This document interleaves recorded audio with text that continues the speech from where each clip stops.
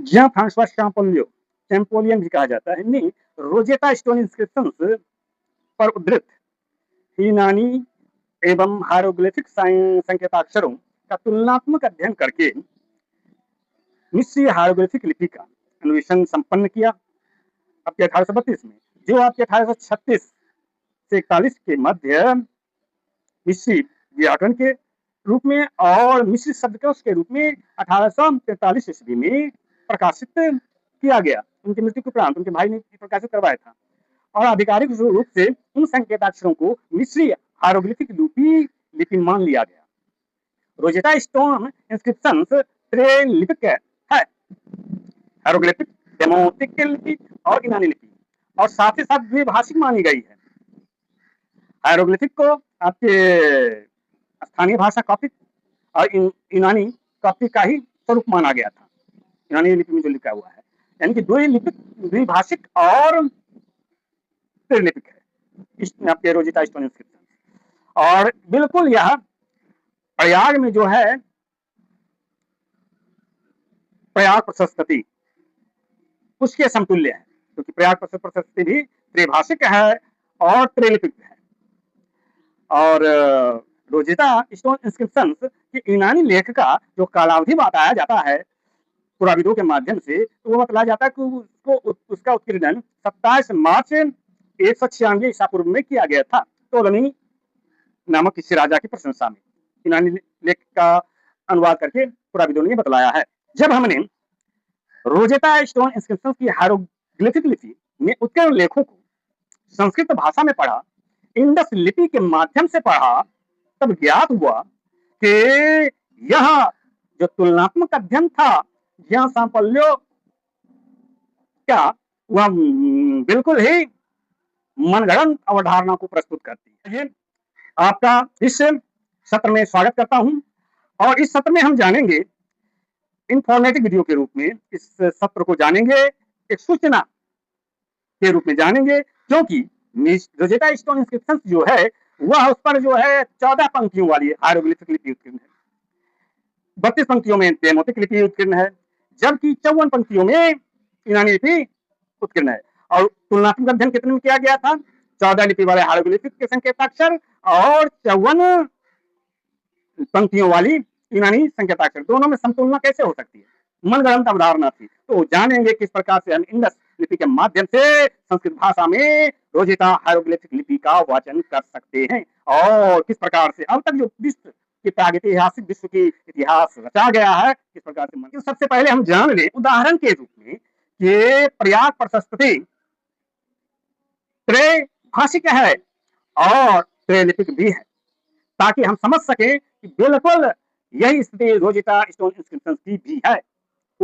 प्रयाग प्रशस्ति का जो भाषा है प्राकृत भाषा है, संस्कृत भाषा है और उर्दू फारसी की भाषा है। 3 कालावधियों में यह उत्कीर्ण करवाया गया था। सर्वप्रथम सम्राट अशोक की ब्राह्मी लिपि में लेख उत्कीर्ण किया गया था प्राकृत भाषा में। तत्पश्चात समुद्रगुप्त ने इस पर अपनी दिग्विजय की जो लेख उत्कीर्ण करवाया था उसकी भाषा थी संस्कृत और लिपि थी गुप्तकालीन ब्राह्मी लिपि। और अंत में जो निचले स्तर पर है उस पर उत्कीर्ण है मुगल सम्राट जहांगीर की लेख। उस समय की उसकी भाषा थी फारसी, राजभाषा फारसी थी और लिपि आपकी उर्दू वाली लिपि थी। इस प्रकार से 3 लिपियों में।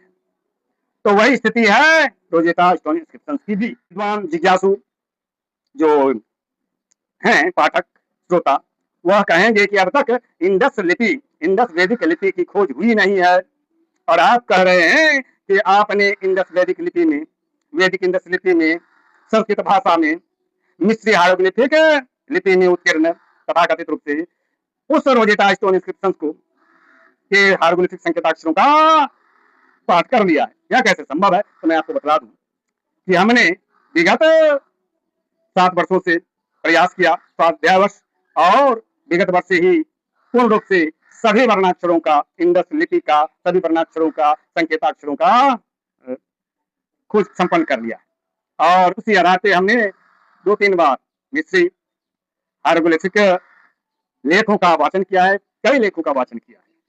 उनमें से आप रोजेटा स्टोन इंस्क्रिप्शंस के विषय में आपको बतलाएंगे अद्वितीय 14 पंक्तियों वाली है, लेकिन हम आपको एक संकेत के रूप में, सूचना के रूप में बतलाना चाहते हैं कि मैं सिर्फ पहली पंक्ति और अंतिम 14वीं पंक्ति रोजेटा स्टोन इंस्क्रिप्शन की उसका वाचन करेंगे। उसकी शैली का जो जिस शैली में लिखी गई है उसकी शैली और इंडस लेखों, इंडस मोड़ों की जो लिपि का जो संकेत है, जो भाषा है, उसमें तुलनात्मक अध्ययन करेंगे कि वास्तव में दोनों में समता है या नहीं, समानता है कि नहीं, और तब निष्कर्षतः हम यह पाएंगे कि दोनों में समानता है।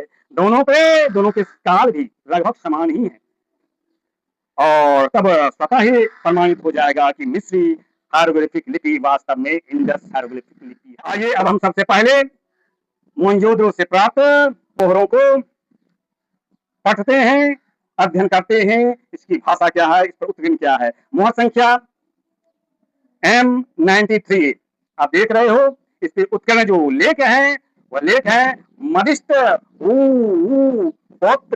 मृगवत। देखिए मृगवत तुलनात्मक अध्ययन के लिए मृगवत शब्द जो है वह आपके रोजेटा इंस्क्रिप्शन के 14वें पंक्ति पे हायरोग्लिफिक लिपि में संकेताक्षर में जो पंक्ति है उसमें यह दो बार उत्कीर्ण प्राप्त होते हैं, समता है इसे लेखन शैली में भी और ध्वनि में भी। इंडस शिल्प पर जो मृगवत या मृगवत संकेताक्षर शिल्प प्राप्त होते हैं उसका स्वरूप कुछ इस प्रकार है। म री, कहीं कहीं पे आपको ग, मृग या व अत, मृगवत, इस प्रकार से तो कभी कभी इस रूप में आपको प्राप्त होता है। म रा, ये ग, ये हो गया व अत, मृगवत। मृगवत ही कालांतर में मृगपत इस रूप में प्राप्त होता है। पतन शब्द आती है ना, तो वह वत शब्द का वृंश है। पतन, अवर्त यानी स्थान, वर्तते इति स्थान वाचक, तो वर्तते का अभ्रंश हुआ पत्तनम या पत्र। और मृगवत एक बंदरगाह था या फिर तटीय, नदी तटीय एक नगर थी। कालांतर में हमको इंडस शिल्प पर आपके इस प्रकार के मड़वत, म तिरछा है इसलिए मड़व, अ व और त, मड़वत, इसी से आपके शब्द निकले हैं मौर्वी पत्तनम। रामायण का, वाल्मीकि रामायण में आपको मौर्वी पत्तनम के रूप में मृगवत जाना जाता था। अब आइए हम लोग रोजेटा स्टोन इंस्क्रिप्शंस पर जो मृगवत उत्कीर्ण है उसके विषय में जाने। मृगवत देखिए, म र मृग, और ये हो गया ग, मृग, ये व, मृगवा। ये कहीं कहीं पे व के आकार इस प्रकार से आपको चिन्ह भी मिलते हैं आकार की, तो मृगवा। और ये हो गया वत, व और नीचे त, तकार, वत कह लीजिए या पत कह लीजिए, मृगवा पत। तो इस प्रकार से आपके मृगवत और मृगपत दोनों जो संकेताक्षर हैं लगभग समान हैं। हो सकते हैं यह आपके जो रोजेटा स्टोन पे जो इंस्क्रिप्शन पर जो मृगवत उत्कीर्ण किया गया है वो उसका कालक्रम पश्चात काल की हो, ये पूर्व काल की हो सकती है या पश्चात काल की हो सकती है। इंडस से शिल्प पर पूर्व काल की मृगवत संकेताक्षर प्राप्त होते हैं और आपके रोजेटा स्टोन इंस्क्रिप्शन पर के पश्चात काल के, लेकिन दोनों के संकेताक्षर लगभग एक ही है। और इस रोजेटा स्टोन इंस्क्रिप्शन पर आपके 14वें पंक्ति में इस प्रकार के संकेताक्षर चिन्ह प्राप्त होते हैं। अस्तु संक्षेप में मृगवत संकेताक्षर चिन्ह को शब्द इस प्रकार से हम लोग वर्ण खंड के रूप में जान सकते हैं। यह हुआ मकार, ये हो गया आपके रकार, तिरछा है रकार, ये गकार कोणीय गकार हो गया, ये आपके रोजेटा स्टोन इंस्क्रिप्शन पर इस प्रकार से गोलीय प्राप्त होते हैं गकार। ये वकार या कहीं कहीं पकार को भी कहते हैं इसको, ये हो गया वकार, है ना। आपके ये आपके वही रोजेटा स्टोन इंस्क्रिप्शन पर प्राप्त होते हैं वकार। आपके इंडस इंस्क्रिप्शन पर इस प्रकार से वकार मिलते हैं या पकार। ये है तकार, ये आपके रोजेटा स्टोन इंस्क्रिप्शन पर प्राप्त हुए हैं। और ये आपके इंडस इंस्क्रिप्शन, ये त और त, जैसे ना वत, दत्त, वही दत्त तकार है। इस प्रकार से हम लोग मृग वत शब्द के जो वर्णाक्षर हैं उसको शब्दशः जान सकते हैं वर्ण विखंडन के माध्यम से। और इन्हीं 5 वर्णों के योग से मृगवत शब्द संकेताक्षर चिन्ह आपके निर्मित हुए हैं। क्या इस प्रकार से हम लोग कह सकते हैं कि इंडस सिविलाइजेशन एवं मिस्री हायरोग्लिफिक सभ्यता वैदिक सभ्यता की 2 भूभाग में स्थित वैदिक संस्कृति की वाहक सभ्यताएं थी। इंडस वैली सिविलाइजेशन की जो वासी थे, उन्होंने ही मिस्री हायरोग्लिफिक सभ्यता का स्थापना की। यहाँ पर उनको पितर कहा गया है, इंडस सिविलाइजेशन वाले को, जो मृगवत के वासी थे। यानी है कि मोहनजोदड़ो से आपकी मिस्र की ओर आर्यों का बहिर्गमन हुआ था। इंडस सभ्यता की प्रसिद्ध नगर मृगवत एक तटीय बंदरगाह या घाट था। ऐसा आपके रामायण भी में भी बतलाया गया, जिसमें उनको आपके मृगवत एक नगर का नाम होता है मोरबी, मोरबई, इस प्रकार का नगर का उल्लेख होता है। मोरबी या मड़वत, मृगवत एक ही नगर का नाम है। कहीं कहीं इसको मड़वत भी कहा जाता है, मुड़वा। आपको महाभारत काल में भी मोरबी नाम की एक चरित्र थी, जो आपके घटोत्कच की पत्नी थी। तो उसी नगर की बात हो रही है। आपके रोजेटा स्टोन इंस्क्रिप्शन के 14वें पंक्ति में भी, वहां पर भी इन मृगवत उत्कीर्ण शब्द हैं, दो बार है। और उसी देख ही रहे हैं, उसी शैली में उत्कीर्ण है लगभग लगभग जिस प्रकार से आपके मोहनजोदड़ो की जो से प्राप्त जो मुहर है, उस पर उत्कीर्ण है जो संकेताक्षर, उसी दोनों में तुलना कर सकते हैं लगभग लगभग। कहने का तात्पर्य, रोजेटा स्टोन इंस्क्रिप्शन की काल अवधि 26 मार्च ईसा पूर्व 196 बतलाई जाती है।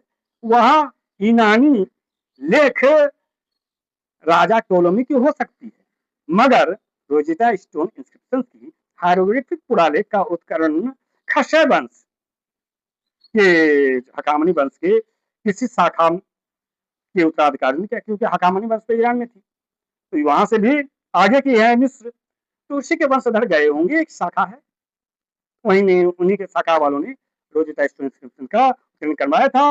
और उन हकामनी, क्योंकि हकामनी वंश वाले जो दादा था कुशई थे, उन लोगों ने जो लेख की लाक्षण लिपि में उत्कीर्ण करवाया है हमादान में आदि में, तो उस समय मृगवत शब्द आपको उत्कीर्ण प्राप्त नहीं होती है। 500 ईसा पूर्व में लगभग उत्कीर्ण करवाया था। तो इसका तात्पर्य यह हुआ कि यह जो रोजेटा इंस्क्रिप्शन है 500 ईसा पूर्व में तो उत्कीर्ण हुआ नहीं। 800 ईसा पूर्व में इस वंश की स्थापना हुई थी ईरान में, है ना। तो उस समय भी यदि होता तो मृगवत उत्कीर्ण लेख तो प्राप्त होती, लेकिन नहीं है। तो यह लगभग लगभग 2000 मतलब उत्तर हड़प्पा काल में, अथवा 1800 से 2000 ईसा पूर्व के बीच खस्य वंश के उत्तराधिकारी ने इसका उत्खनन करवाया था। रोजेटा स्टोन इंस्क्रिप्शन वस्तुतः हरि नारायण भगवान श्री हरि विष्णु को उत्कीर्ण प्रार्थना लेख है। और 5वां तथा कथित जो कार्टूज बतलाया जाता है कि यह क्लियोपेट्रा का है या टोलेमी का है या अलेक्जेंडर का है, वास्तव में वह एक स्तुति ही है, प्रार्थना ही है, प्रार्थना मंत्र ही कह लीजिए। और उस जिस प्रकार से हम लोग अंडरलाइन करते बोल्ड कर देते हैं शब्दों को ना, तो उसी प्रकार से पू बले जिसको कहते हैं, कार्टूज जिसको कहते हैं, वह वास्तव में अंडरलाइन शब्द है, उसको विशेष महत्व दिया जाए उस लेख को।